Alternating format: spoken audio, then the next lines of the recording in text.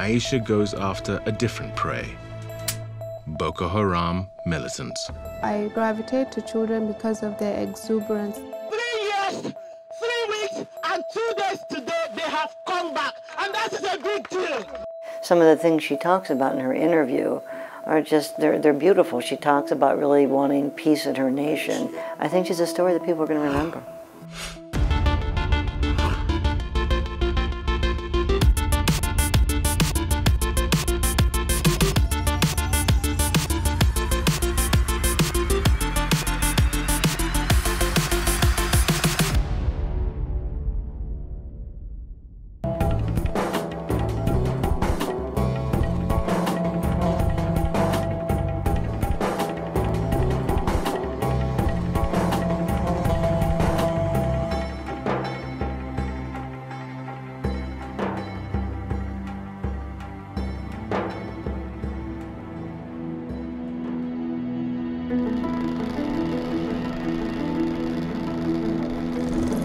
Someday, tranquility will settle upon Borno State in northeast Nigeria.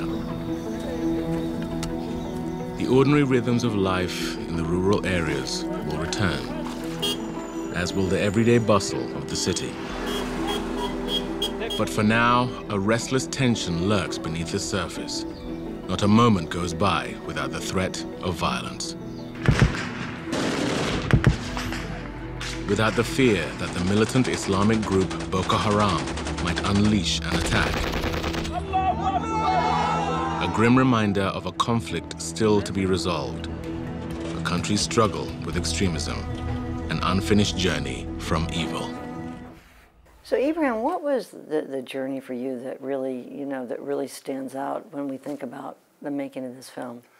The journey for us started with the discovery of those 18 hours of raw footage from Boko Haram.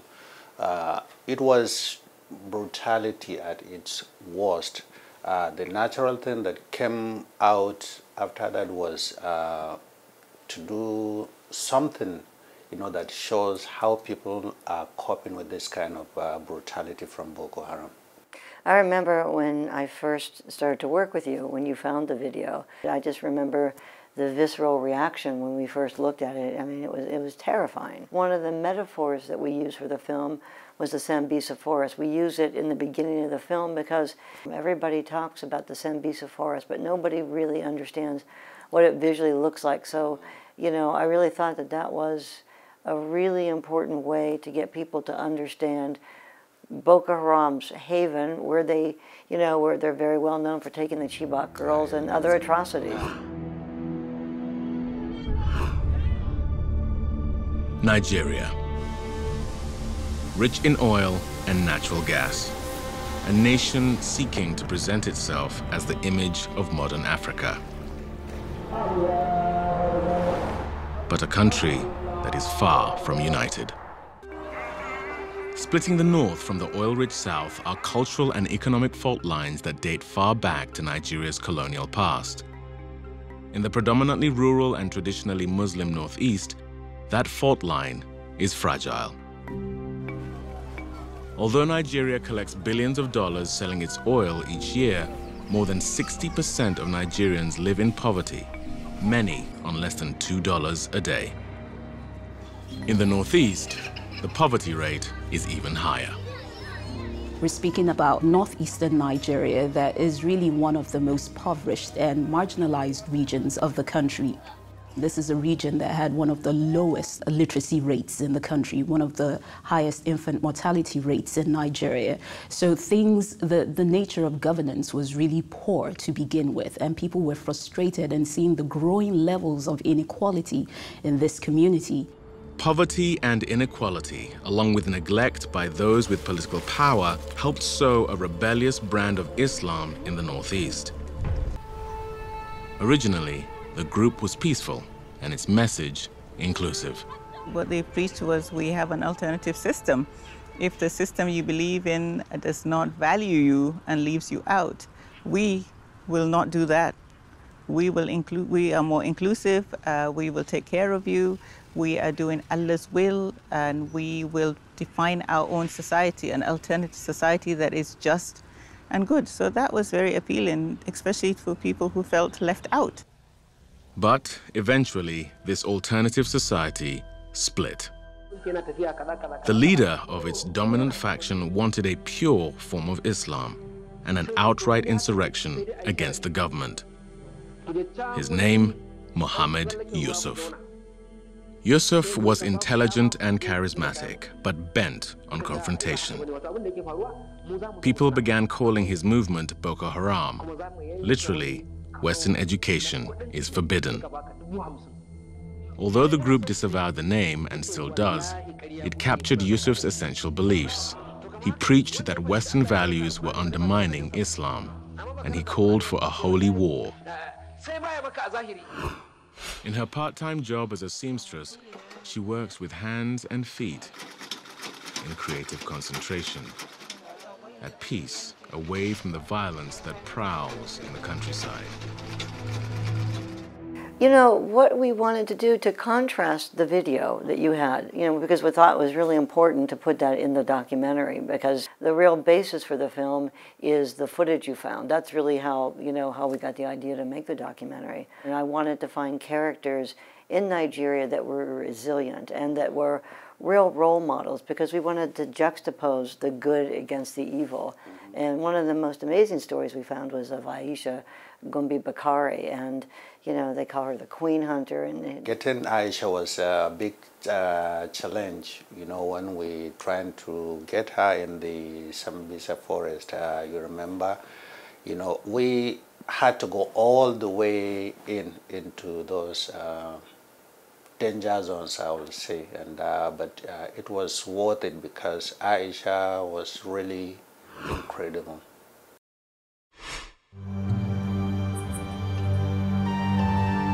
The Sambisa forest, a thick jumble of thorny scrub and scattered trees spread across 5 northern states. A portion was set aside as a game reserve, but its once abundant wildlife has been depleted by war. Now parts of the Sambisa are Boko Haram's sanctuary, a vast area of danger for anyone who dares enter. In a village nearby, Aisha Bakari Gombi lives with her family.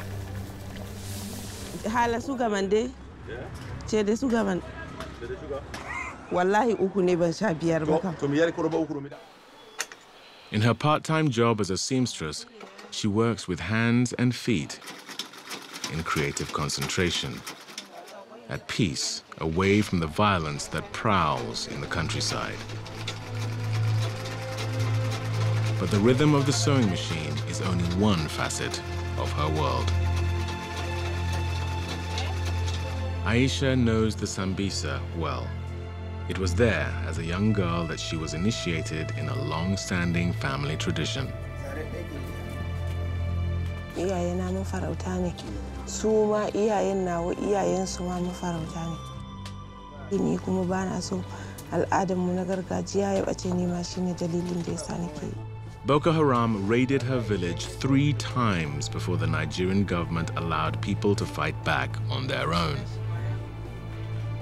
Now, instead of hunting antelope, baboons, and birds, Aisha goes after a different prey: Boko Haram militants. She is part of a group of hunters who go out in search of insurgents, ready to fight if the situation arises. Gaskiya Boko Haram dai ba mutum bane. To Boko Haram ne ya isa zai kama mutum da ransa, ya kama shi ya yanka shi da zarton da ake yanka katako. Boko Haram zai kama mace da ciki, ya yanka ta, ya fidda da a cikin cikinta, ya jefar da shi. Boko Haram zai kama yaro jinjiri, ya karya wuyansa ya jefar, ya kama yara ƙanana ya murda wuya ya jefa a kogi. At the start of their patrol, the hunters take part in spiritual rituals. They believe it will protect against enemy bullets and other dangers in the forest. Akwai abubuwa irin namu na gargajiya waɗanda muke amfani da su. Wani muna amfani da shi don mu sha, wani mu shafa, wani mu sheƙa, wani mu yi hayaƙi. har ma wanka akwai.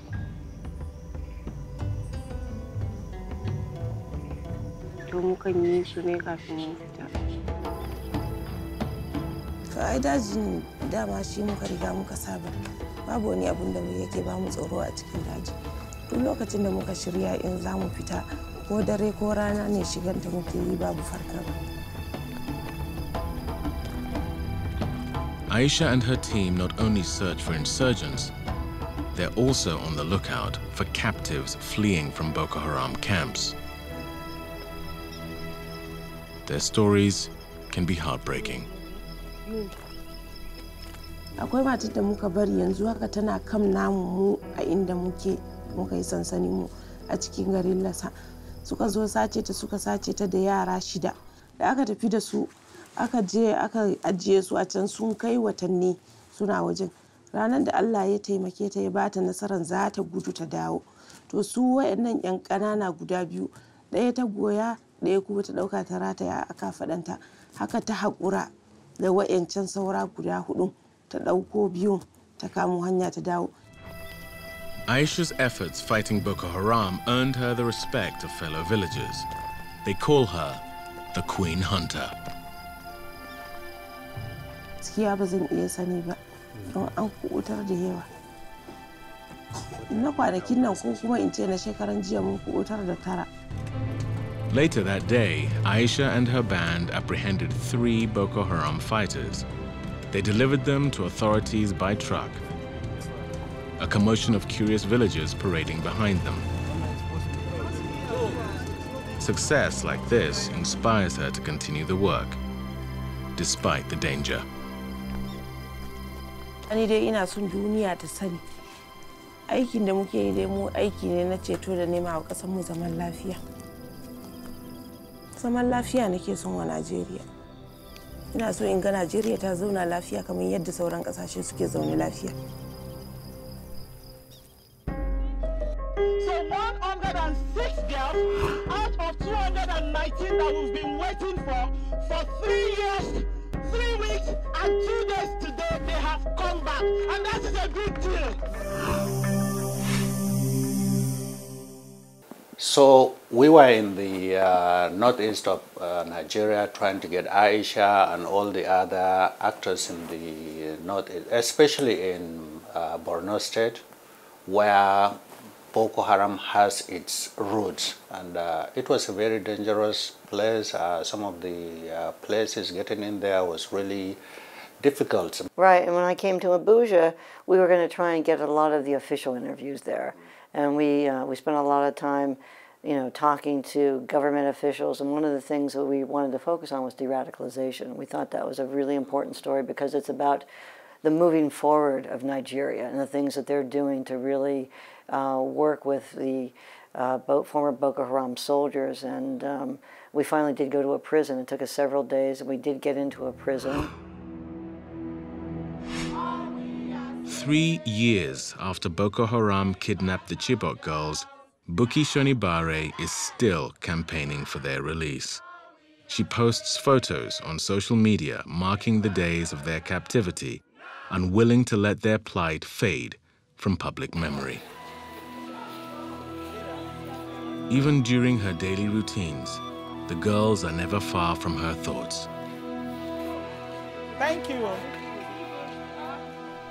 My major fear is by the time we have these girls come back, inevitably so, at least for the number that can come back, what life would they live for the rest of their lives?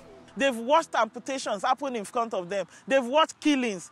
They've watched draining of blood. They've watched airstrikes. They've watched people being buried in shallow graves. They've been abused. Some of them come back with children.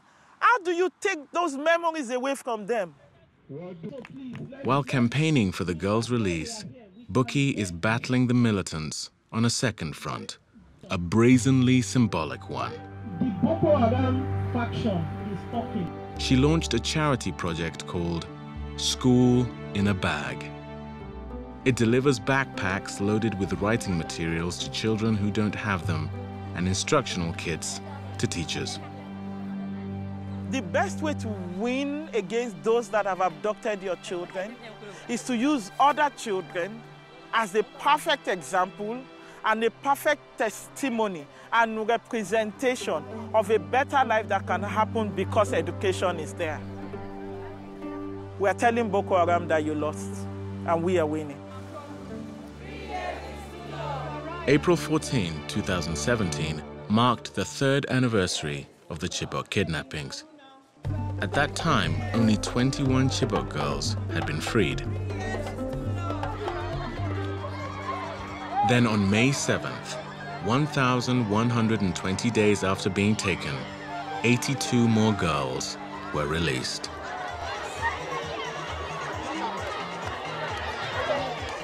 Elation erupted at Unity Square in Abuja,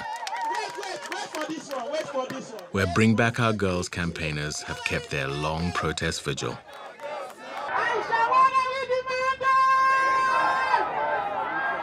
The fact that we can have 82 of our girls come back is a validation of everything we have been doing here every day. So 106 girls out of 219 that we've been waiting for 3 years, 3 weeks, and 2 days today, they have come back. And that is a big deal.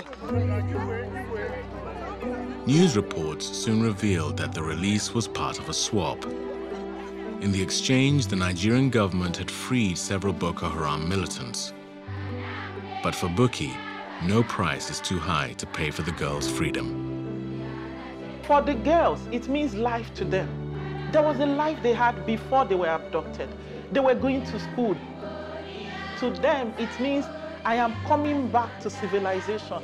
I am coming back to life. I can breathe. I can sleep with my 2 eyes closed. Even in the midst of adversity, people are able to continue and move on. People do not stop because of a bomb blast. So what was amazing about making this film is that it was really hard to get a story arc. It was really hard to really know exactly what the film was going to be, but we knew that the characters were really important.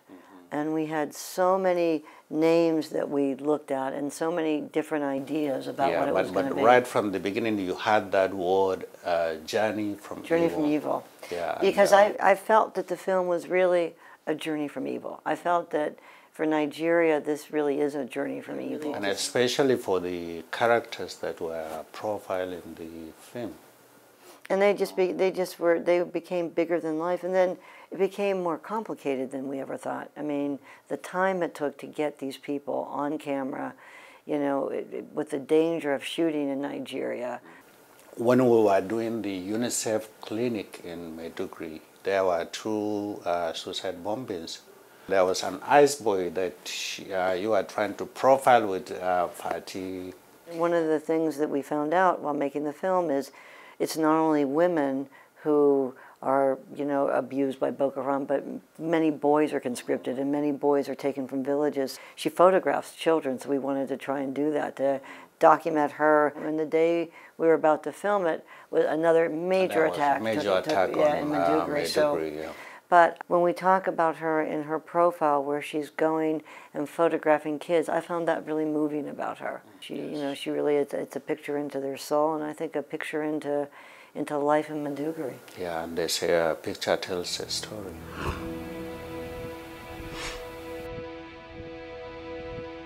The conflict with Boko Haram casts northeastern Nigeria as a dark, dangerous place overcome with suffering and need. Months after returning home to Maiduguri in Borno State, Fati Abubakar set about to change that image, armed with her camera. We're usually bombarded with images of, people, dead bodies on the street, sites of bomb blasts, some children in the hospital. It's just a complete, portrayal where you just think that there are no survivors of this conflict.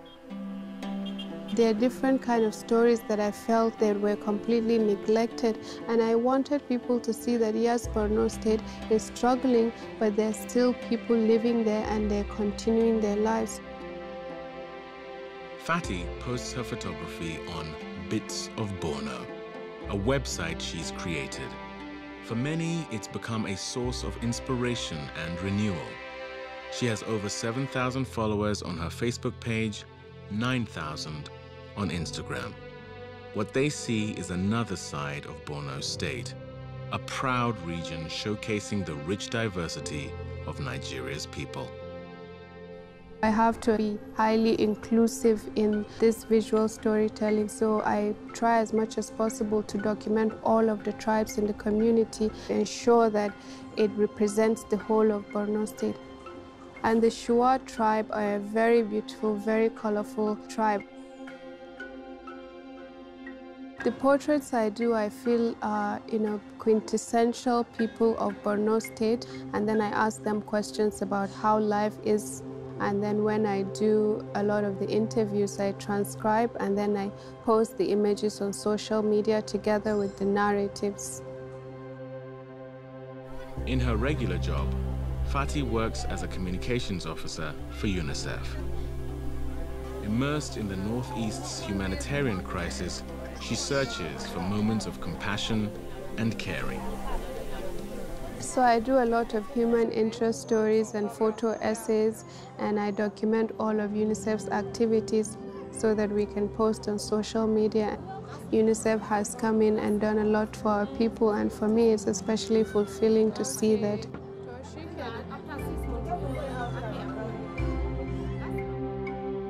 She's journeyed to areas where the war left its scars, looking deeper to document how people have survived the insurgency.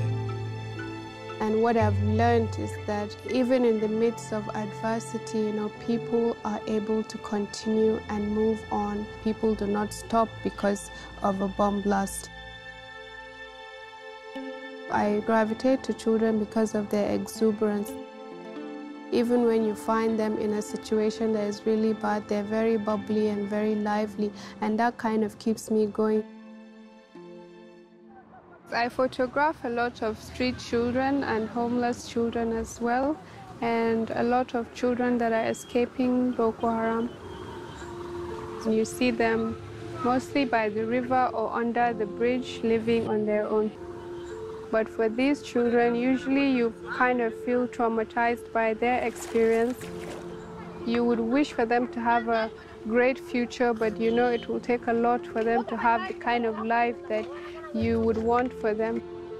I just want people to know that, Boko Haram is a small percentage of people that are wreaking havoc on a community, and the majority of people from Borno State are very peace-loving, very hospitable, very highly intelligent individuals. We're the same as every average Nigerian. We just want to live our lives. If Nigeria is to heal from the war, the country must recover the bonds of humanity within its people. One picture at a time, Fatty is bringing that humanity to light.